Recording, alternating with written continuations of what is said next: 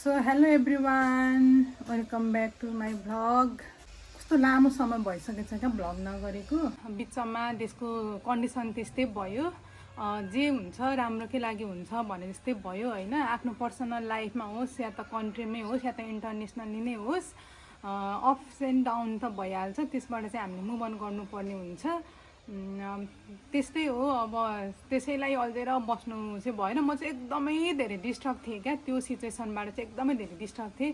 त्यही भएर मैले अब केही गर्नै सकिरहेको थिइनँ होइन। म चाहिँ अब अलिकति रिकभर भइसकेँ त्यो कन्डिसनबाट चाहिँ। सो अब दसैँ पनि आइसकेको छ, पर्सि घटस्थापना छ। त्यसकै लागि चाहिँ म जाँदैछु बजार। सो यहाँ चाहिँ मेरो रबर प्लान्ट छ, यो चाहिँ दुईवटा छ। कोही इन्ट्रेस्टेड हुनुहुन्छ भने आउनुहोस्, तर म दिदिनँ किनभने मैले एकदमै रहरले दुईवटा बनाएको। अनि यहाँ एउटा छ।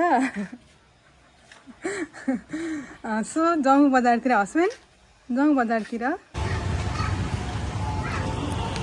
आम्मा घाम।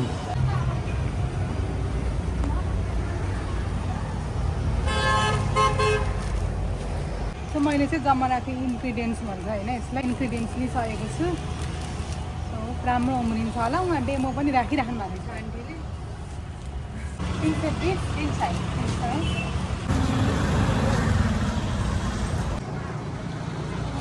यो एरिया चाहिँ सबै कुचो खरेटो यस्तोहरू पाउने ठाउँ रहेछ क्या। एउटा कुचो, एउटा खरेटो।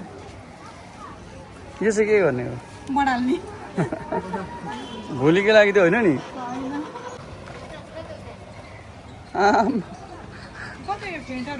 ल हेर बुढी, तिमीलाई मैले कस्तो खतरा ठाउँमा ल्याइदिएको। जति पनि choose how many you want. ल के यति नै हो त? एउटा चाहिँ यो घटस्थापना कलश मसँग चाहिँ तामाको अलरेडी छ, र पनि यो रहर लागेर यसमा पनि पानी भएर टक्क राख्ने। चिसो भएर भए पनि कति मिठो छ, चाख्नु न। मैले चाख्नु अनि घरमा चाखौँला, तपाईँ फिर्ता चाहिँ दिन्छ त आलो हुन आँटिसक्यो। मेरो चाहिँ अलमोस्ट पर्सि घटस्थापनाको लागि सबै सपिङ भइसक्यो। केही छुट्टे फुटेको टुटफुट छ भने चाहिँ म फेरि भोलि किन्नेछु। सो अब 1:30 पनि भइसक्यो। बाबुको एक्जाम चल्दैछ। सो स्याटरडे भए पनि उसको चाहिँ स्कुल छ आज। अब हामी बाबुलाई स्कुल रिसिभ गरेर घर जान्छौँ। अब अरू पर्सिको भ्लगमा so hi everyone, good morning, happy Dashain to you all. आजदेखि चाहिँ फाइनल्ली दसैँ स्टार्ट भइसकेको छ। आज दसैँको फर्स्ट डे घटस्थापना। सो आज चाहिँ जमरा राख्ने दिन।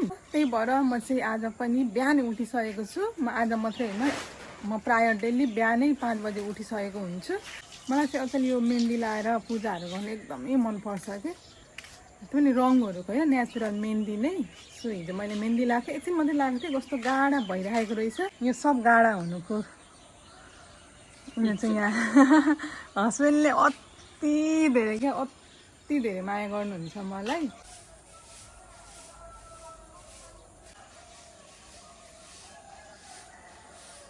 यस्तो दामी दसैँको घाम त अस्तिदेखि लागेको थियो त। एक्चुअली आज चाहिँ दसैँ नै हो, घटस्थापना। सो सबै हरियो भएर धान पनि पाक्दैछ। यहाँ त एउटा अगुवा धान लागेको छ कि क्या हो, पाकिसकेको छ हौ। टक्क मैले नुहाइसक्दाखेरि चाहिँ मेरो हस्बेन्डले चाहिँ टक्क मलाई वार्म वाटर ल्याइदिनुहुन्छ। I love you. I love you to.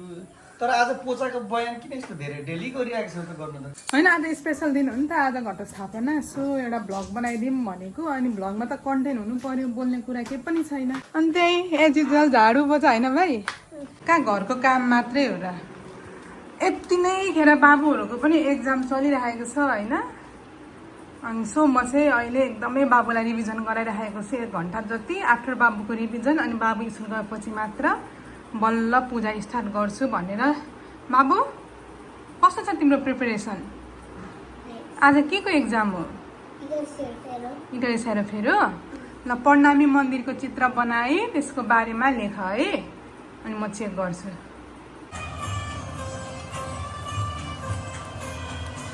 मेरो श्रीमतीजीको घटस्थापना सुरु हुने बेला भइरहेछ।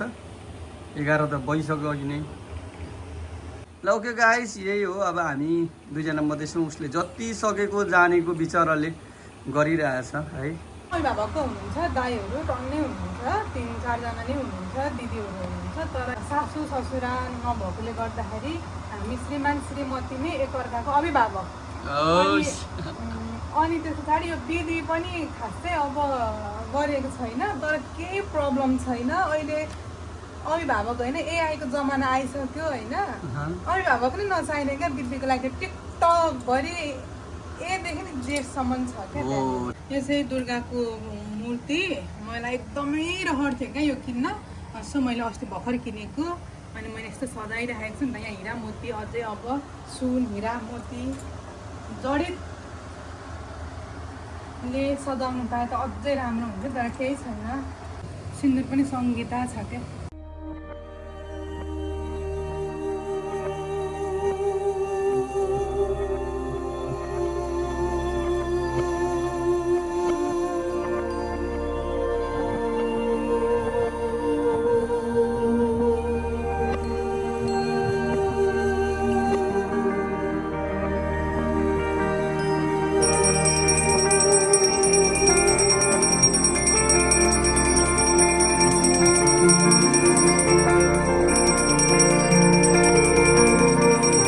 पूजा चाहिँ भइसक्यो। अब जमारा राख्दैछु म। जमारा राखेको देखाउनुहोस् हस्बेन्ड। यहाँ पहिला घटमा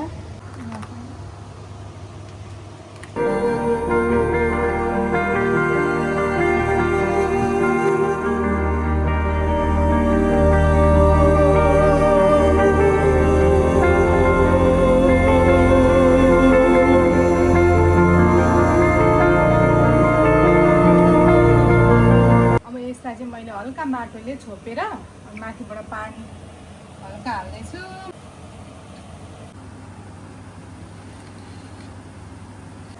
आउनु हस्बेन्ड। फर्क न घुम्ने नहुने मोटी ढोक्सी। ढोक्सी म कहाँ मोटी छु त। 64 चाहिँ 63.5 भएछु, आधी केजी घटेछु होइन। टिका चाहिँ लगाइदिनु न। अनि बुढी चाहिँ के अरे पुरै सुन्दरी पारो यसरी राई जस्तै भएको छु। बुढो चाहिँ देवदास जान्छ त यसरी राई त। हाम्रो जाँदैन, हाम्रो फिल्मी लाइफ होइन, हाम्रो रियल के लाइफ हो। यस्तो नुहाउनु भयो? नुहाए त नुहाएर पनि क्या चाहिँ मुजुङ भइरहेको छ। श्रीमान एकदम चिताको पुरा होस्, चाँडै नै केही नयाँ होस्। नेवार बनाइन्छु। माता दुर्गा भवानीले सधैँ रक्षा गर्नुहोस्। भवानी माता चाहिँ जहिले दाइना हुन्। यसरी नै श्रीमतीलाई यो दाइनै हुनुहुन्छ अहिले। यसरी नै श्रीमतीलाई सधैँ माया प्रेम बढाइराख्नु। ल भाग्यमानी हुनु। ल अनि खुट्टा ढुङ्नुपर्छ पर्दैन। ल भयो, सक्यो पूजापाठ। आजको दिनको लागि चाहिँ कति प्रतीक्षामा थिएँ क्या। मलाई आज अलिकति विधिपूर्वक, विधि त भएको छैन होला, तर मैले थाहा पाए अनुसारको चाहिँ विधिपूर्वक चाहिँ मैले पूजा गरेको छु जस्तो लाग्छ होइन। अनि कस्तो पिस भइरहेछ। यस्तो अब कन्डिसन पनि अलि राम्रो थिएन नि त नेपालमा। सो त्यो भएर पनि एकदमै डिस्टर्ब भइरहेको थिएँ। अनि आजको दिन चाहिँ एकदम वेटिङमा थिएँ। मैले माता दुर्गालाई पूजा गरिसकेको छु। घटस्थापनाको घट मैले राखिसकेको छु। यसरी नै वर्षौँसम्म यसरी नै गर्नु पाऊँ। अनि मेरो सन्ततिहरू, मेरो छोरा बुहारीहरूलाई पनि यसरी सिकाउनु पाऊँ। कस्तो शान्ति भइरहेछ क्या आज चाहिँ पूजा गरेर। कस्तो भावुक भए। कस्तो हुन्छ नि, मान्छेहरू त्यसै रुँदैन जस्तो लाग्छ भगवानको अगाडि है। भगवानको अगाडि।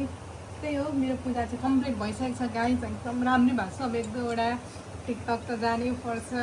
यो के बुढी, यो साडी लगाएको हो कि बोरा ओढेको? साडी लाउनु नआउने मान्छे यस्तो खतरा हुँदो रहेछ होइन। बटाएर यसो गरौँ भइहाल्ने क्या। जितिया पर्वमा नाच्नेहरूले लाउने जस्तो देखिरहेछ। ल ल जाउँ बाबुलाई पनि लिएर आउनु छ। अहिले एउटा गीतमा टिकटक बनाउनुपर्छ। यस्तो दिमागमा आइरहेको छ क्या मेरो। आम्मामा। कुन भन्नु त? ठमक ठमक के अरे के? ए ठमक ठमक छुके तू पहाडी बाटोमा झमक झमक पल बजु बचेमा हे लाली सडक बार ला ला ला ला ला ला ला ला ला ला ला ला ला ला ला ला ला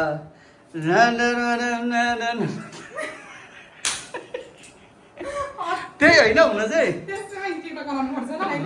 ल अब हामी जान्छौँ बुढीलाई लिएर 12 बजिसकेको छ 2 बजे भित्रमा आइवरी बाबुलाई नि पिकअप गरेर आउनु परेछ सो हरिया बुढी छिटो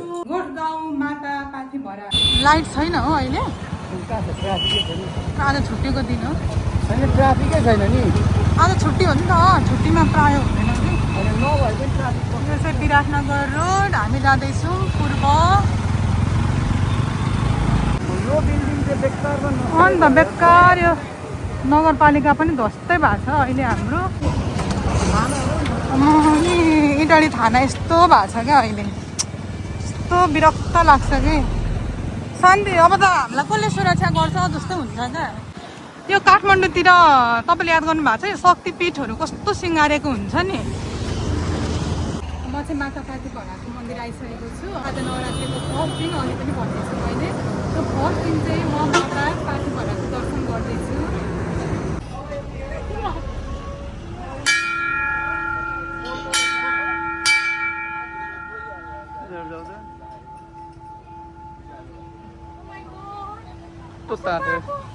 कस्तो तातो यार बाप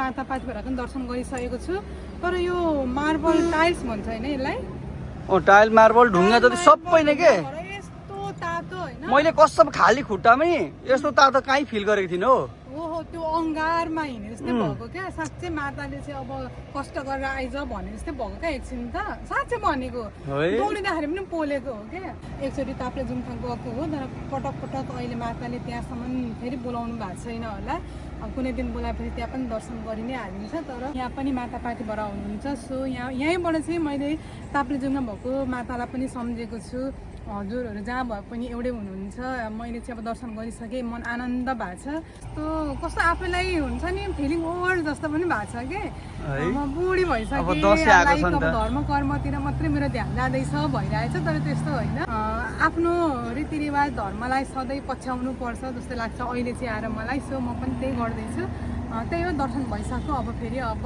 घर जाने अब चाहिँ आराम गर्ने घरमा गएर कस्तो तातेको क्या आमा बुढी हो बा माई गॉड खुट्टा त आज पनि म झर्न सक्दिनँ लड्छु जस्तै भएको त्यस्तो तातो क्या म त यस्तो छ भनेर सोचेकै थिएँ कस्तो मैले सोचेको थिएँ तातो भनेपछि यो त अल्टरनेटिभ राख्ने बेला भयो त के ओछ्याउनु पर्ने छ कसम सक्दैन हो बुढापाका बच्चा छैन भइहाल्छ नि आजको यो घटस्थापना भ्लग चाहिँ म यहीँ माता पार्वती भराको मन्दिरको लास्ट दर्शन गरेसँगै इन्ड गर्दैछु बाई बाई